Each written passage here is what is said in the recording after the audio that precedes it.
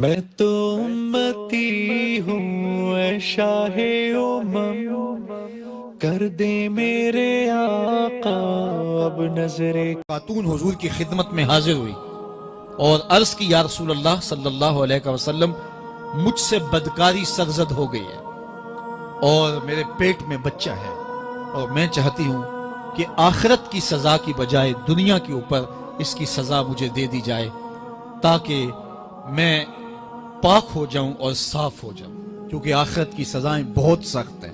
اللہ کے محبوب علیہ السلام نے جبریل امین سے ایک دن پوچھا تھا مجھے جہنم کے عذابوں کا ذکر سناؤ، تو عرض کی یا رسول اللہ صلی اللہ علیہ وسلم ہلکا ترین عذاب یہ ہے کہ جہنمی کے پاؤں میں آگ کے جوتے رکھے جائیں گے، باقی اس کے پورے بدن پہ آگ نہیں ہوگی، صرف آگ کے جوتے اس کو پہنائے جائیں گے، لیکن اس کی حدت، گرمی اور شدت اتنی ہوگی یغلی منہما دماغہ، اس کی شدت سے اس کا دماغ پگھل کر ناک اور کانوں کے ذریعے سے باہر آنا شروع ہو جائے گا۔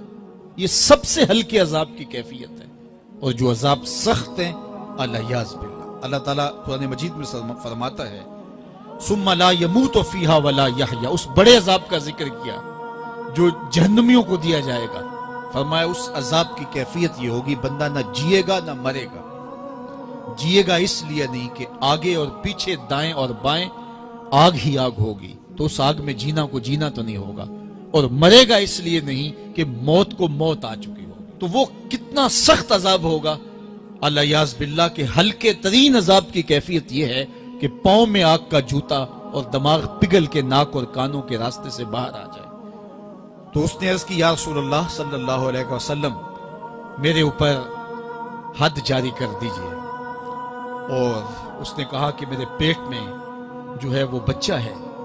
اللہ کے محبوب علیہ السلام نے فرمایا جاؤ جب بچہ پیدا ہو تو پھر آنا۔ وہ چلی گئی، تو جب بچہ پیدا ہوا تو گود میں اٹھائے پھر حضور کی خدمت میں حاضر ہوئے اور عرض کی یا رسول اللہ یہ ہے بچہ جو میں نے گناہ کیا تھا، بدکاری کی تھی، آج یہ اس کی نشانی ہے۔ تو اللہ کے محبوب علیہ السلام نے فرمایا کہ اسے لے جاؤ اور اسے دودھ پلاؤ، اور جب یہ کچھ کھانے پینے لگ جائے گا تو پھر آنا۔ کچھ دنوں کے بعد وہ دوبارہ حاضر ہوئی اور اس نے اس بچے کے ہاتھ میں روٹی کا ٹکڑا دیا ہوا تھا، اور عرض کی یا رسول اللہ دیکھ لیجئے اب یہ روٹی کھانے لگ گیا ہے۔ اللہ اکبر۔ تو اللہ کے محبوب نے فرمایا انہیں لے جاؤ اور جا کے انہیں سنگسار کر دو۔ اس کی یہ حد بنتی تھی، اس کو سنگسار کیا اور اس نے خود یہ سزا اپنے لیے قبول کی۔ تو یہ بات ذہن نشین کیجئے کہ یہ وہ لوگ تھے کہ جن سے کبھی کوئی گناہ سرزد ہو جاتا تو وہ جلد توبہ کرتے، اور اس کی بڑی سے بڑی حد اور سزا بھی ہوتی تو وہ بھی کاٹنے کے لیے تیار ہو جاتے۔ میں اور آپ دیکھیں کہ ہماری زندگی میں اگر گناہ ہیں اور ہمیں سچی توبہ کی توفیق بھی نصیب نہیں ہے، اور آئندہ نہ کرنے کا عزم مصمم ہو، پکا ارادہ ہو کہ یہ گناہ زندگی میں دوبارہ نہیں کروں گا، الگ بات ہے کہ پھر دوبارہ اس سے سرزد ہو جائے، لیکن جب وہ توبہ کر رہا ہو تو اس وقت اس کا پختہ عزم ہو، اور اس کے دل کے کسی گوشے میں نہ ہو کہ چلو میں توبہ کر لیتا ہوں اور پھر ہو گیا تو پھر کر لوں گا، پکا عزم ہو کہ دوبارہ یہ گناہ نہیں کروں گا۔ اور اگر زبان سے توبہ توبہ کر رہا ہو اور دل میں ہو کہ ٹھیک ہے یہ تو صبح بھی مجھ سے عمل بد سرزد ہونا ہے، تو اللہ تعالیٰ سے یہ مذاق کرنے والی بات ہے، اور اللہ تعالیٰ سے جو مذاق کرتا ہے وہ کہاں کھڑا ہے وہ خود سوچ لے۔ وہ کیا کسی نے کہا تھا کہ توبہ کی پھر توبہ کی، پھر توبہ کر کے توڑ دی، میری اس توبہ پہ توبہ توبہ توبہ کر اٹھی۔ تو ایسی توبہ نہیں ہے کہ جو رسماً کسی مجلس میں چلے گئے، کسی اجتماع میں چلے گئے تو سب لوگوں نے توبہ توبہ کی تو وہ بھی توبہ توبہ کرتا رہا، لیکن اس کا عزم مصمم پختہ ارادہ نہیں تھا گناہوں کو چھوڑنے کا، تو یہ توبہ نہیں، یہ مذاق ہے۔ اس لیے اللہ کے حضور سچی توبہ یہ ہے کہ ماں قبل کے گناہوں سے مٹی کے گھروندے پاؤں پہ بناتا ہے اور انہیں مسمار کر دیتا ہے۔ وہ کبھی آپ نے دیکھا ہوگا کہ بچے ریت میں اپنا پاؤں رکھ کر کے اوپر سے ریت تھپک لیتے ہیں اور پھر پاؤں ہولے سے نکال لیتے ہیں، بچ جائے تو بڑے خوش ہوتے ہیں، اور جب کھیل ختم ہو جاتے ہیں تو اسے گرا دیتے ہیں اپنے ہاتھوں سے۔ بہلول بھی اسی شغل میں لگا ہوا ہے۔ بہلول یہ کام کر رہا ہے، گروندے بناتا ہے گراتا ہے، گروندے بناتا ہے گراتا ہے۔ بادشاہ گزرا، پوچھا بہلول کیا کر رہے ہو؟ ہنس کے کہا جنت کے مکان بنا رہا ہوں۔ کہا بیچتے ہو؟ ہاں بیچتا ہوں۔ کتنے کا؟ 10 روپے کا، سیل لگائی ہوئی ہے۔ بادشاہ مسکرا کے گزر گیا، دیوانہ ہے، مجنوں ہے، اپنی موج میں لگا ہے۔ پیچھے سے ملکہ زبیدہ بھی آ رہی تھی، اس نے بھی دیکھا، کہا بہلول کیا کر رہے ہو؟ کہا جنت کے مکان بنا رہا ہوں۔ کہا بیچتے ہو؟ ہاں 10 روپے کا بیچتا ہوں۔ 10 روپے بادشاہوں کے لیے کیا ہوتے ہیں؟ 10 درہم نکالے، اس کو دیے، اس نے دریائے دجلہ میں پھینک دی۔ فقیر اتنی دیر تک فقیر نہیں بنتا۔ داتا صاحب فرماتے جب تک مٹی کا ڈھیلا اور سونے کی ڈلی اس کی نظر میں برابر نہیں ہو جاتا۔ اور ایک مکان کے گرد، ایک وہ گروندے کے گرد دائرہ لگایا، کہا یہ تیرا ہوا۔ ملکہ گزر گئی، بادشاہ بھی چلا گیا۔ شام کو اپنے محل میں پہنچے، بادشاہ سویا، منظر جاگا کہ حشر کا دن ہے، پھر جنت کا منظر ہے، جنت میں بڑے بڑے خوبصورت مکان ہیں۔ ایک مکان تو بڑا ہی اچھا لگا، تو جی چاہا کہ اس مکان کو دیکھوں۔ تو جب قریب گیا تو دروازے پہ لکھا تھا ملکہ زبیدہ۔ شوق سے آگے بڑھا تو دربان نے روک دیا، کہا یہ ملکہ کا ہے۔ کہا وہ میری ہی ملکہ ہے۔ کہا دنیا کے ضابطے اور ہیں، آخرت کے ضابطے اور ہیں۔ بادشاہ کی آنکھ کھل گئی، بے چین ہو گیا، ملکہ کو بیدار کیا، کہا تو کون سا نیک عمل کیا ہے؟ میں نے جنت میں تیرا یوں محال دیکھا ہے۔ ملکہ کہنے لگی وہی معمول کی نمازیں، وہی سب کچھ، کوئی نیا کام تو میں نے کیا نہیں۔ ہاں یاد آیا، کل گزر رہی تھی، دجلہ کا کنارہ تھا، وہ جسے لوگ مجذوب کہتے ہیں، وہ جو دیوانہ کہلاتا ہے، وہ بہلول، وہ جنت کے محل کہتا تھا وہ بنا رہا تھا۔ میں نے کہا چلو کوئی بات نہیں، فقیر ہے، 10 روپے کیا ہوتے ہیں، تو میں نے 10 روپے کا ایک محل خریدا تھا۔ بادشاہ سر پکڑ کے بیٹھ گیا، وہ تو مجھے بھی کہتا تھا۔ میں دیوانے کی بات سمجھ کے گزر گیا۔ اگلے دن بادشاہ قصدن گزرا۔ جب قصدن گزرا نا تو دل دھڑک رہا تھا کہ کہیں مجذوب پھر آج مل جائے اور اسی موج میں ہو تو کام بن جائے۔ دیکھا تو بہلول وہاں بیٹھا ہوا ہے، آگے بڑھ کے دیکھا تو کام بھی وہی۔ بادشاہ پھر رک گیا، پوچھا اب بہلول کیا کر رہے ہو؟ اب دل دھڑک رہا تھا کہ مجذوب ہے، کوئی اور بات کہہ دے تو چلو اچھا ہو کہ وہی جواب دے دے۔ اس نے وہی جواب دیا، جنت کے محل بنا رہا ہوں۔ بادشاہ کا کچھ دل ٹھہرا، پھر کہا اچھا بیچتے بھی ہو؟ ہاں ہاں بیچنے کے لیے بنا رہا ہوں۔ بادشاہ ادھر جیب میں ہاتھ ڈال رہا ہے اور ادھر پوچھ رہا ہے کتنے کا؟ کہا آدھی حکومت لگے گی۔ کہا کل تو 10 روپے کے بتا رہے تھے۔ کہا کل تم نے دیکھا نہیں تھا، آج سودا دیکھ کے لے رہے ہو۔ اللہ تعالیٰ ارشاد فرماتا ہے انما تنذر من اتبع ذکر وخشی الرحمن بالغیب، جو ان ڈٹھے سودے کرتے ہیں، جو بغیر دیکھ کے کرتے ہیں۔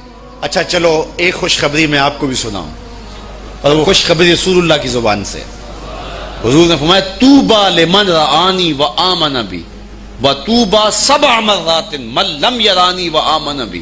فرمایا صحابہ تمہیں مبارک ہو ایمان کی کہ تم نے مجھے دیکھا اور میرے اوپر ایمان لائے، اور کہا انہیں 7 مبارکیں ہوں جنہوں نے مجھے دیکھا بھی نہیں ہوگا اور پھر بھی ایمان لائیں گے۔ انما تنذر من اتبع ذکر وخشی الرحمن بالغیب فبشرہ بمغفرۃ واجر کریم۔ ان کو بشارت دے دیجئے بڑی عزت والے اجر کی اور خوشخبری بھی۔ تو جس اجر کو میرا رب بھی کریم کہہ رہا ہے وہ اجر کیسا ہوگا؟ تو یہاں تو لہجہ دم توڑتا ہے اور الفاظ ساتھ نہیں دیتے کہ اجر کریم کی کیا تعریف کریں جس اجر کو میرے رب ہے۔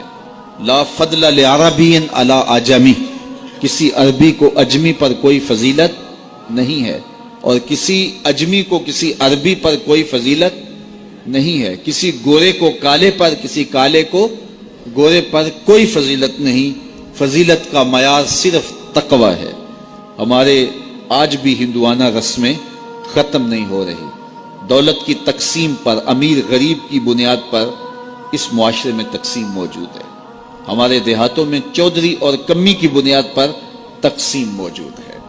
رعایا اور حکمرانوں کی بنیاد پر یہاں تقسیمیں موجود ہیں، لیکن میرے اور آپ کے آقا و مولا نے قیامت تک آنے والی انسانیت کے لیے جو منشور دیا وہ یہ تھا کسی عربی کو اجمی پر کوئی فضیلت نہیں، کسی اجمی کو عربی پر کوئی فضیلت نہیں، کسی گورے کو کالے پر کوئی فضیلت نہیں، کیونکہ کالے رنگ بھی اللہ نے بنائے ہیں، گورے رنگ بھی اللہ نے بنائے۔ حکیم لقمان رنگ کے کالے تھے اور صورت اچھی نہیں تھی، تو کسی نے ان سے پوچھا کہ آپ اتنے بدصورت کیوں ہیں؟ تو حکیم لقمان نے کیا جواب دیا؟ کہا آپ شکل میں نقص نکال رہے ہیں یا شکل بنانے والے میں نقص نکال رہے ہیں؟ تو وہ خاموش ہو گیا. اللہ اکبر.